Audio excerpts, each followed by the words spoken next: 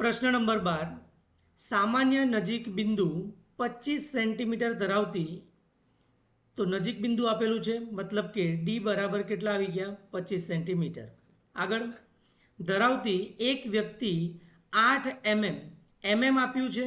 તો 10⁻³ બરાબર છે અહીંયા આપ્યું હોય એટલે 10⁻³ મીટર યાદ રાખવાનું બીજું કેન્દ્ર લંબાઈવાળા ઓબ્જેક્ટિવ તો ઓબ્જેક્ટિવનું આપેલું છે તો કેટલું છે એફઓ તો એફઓ બરાબર 8 × 10⁻³ પછી શું કીધું છે 2.5 સેન્ટીમીટર તો 2.5 સેન્ટીમીટર એટલે કેટલા 10⁻² બરાબર છે આગળ કેન્દ્ર લંબાઈના આઈપીસ ધરાવતા સંયુક્ત માઇક્રોસ્કોપ આઈપીસ આપેલું છે તો આ શું ગણી દેવાનું એફઈ બરાબર હવે શું કહે છે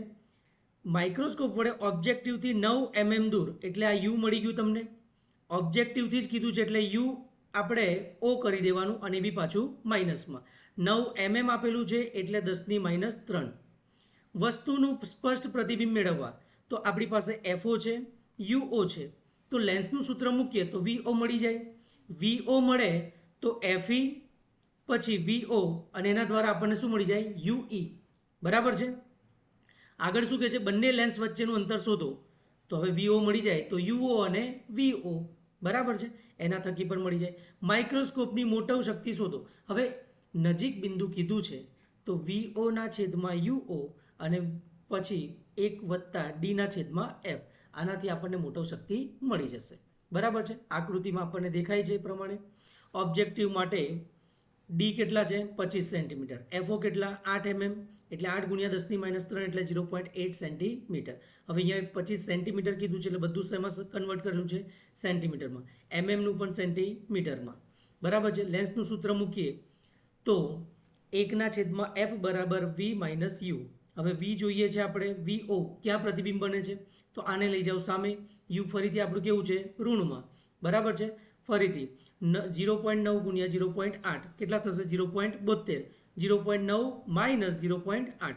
એટલે આ મૂલ્ય તમારું લગભગ કેટલું આવે છે 7.2 સેન્ટીમીટર તો વીઓ મળી ગયું એફઓ હતું યુઓ હતું તો તમારું શું મળી ગયું વીઓ બરાબર છે હવે આ તરફ જોવા જઈએ તો અહીંયા આઈપી અહીંયા બે લેન્સ વચ્ચેનું અંતર તો આપણે શોધવાનું છે અહીંયાથી મળી ગયું કે વીઓ બરાબર કેટલા છે 7.2 સેન્ટીમીટર બરાબર છે હવે અહીંયા શું આપેલું છે કેન્દ્ર લંબાઈ શું આપેલું છે કેન્દ્ર લંબાઈ બરાબર છે અને બીજું શું કીધું છે પ્રતિબિંબ કેટલા અંતરે મળવાનું છે 25 સેન્ટીમીટરે તો આ મળી ગયું તો આપણને યુઈ પણ મળી જશે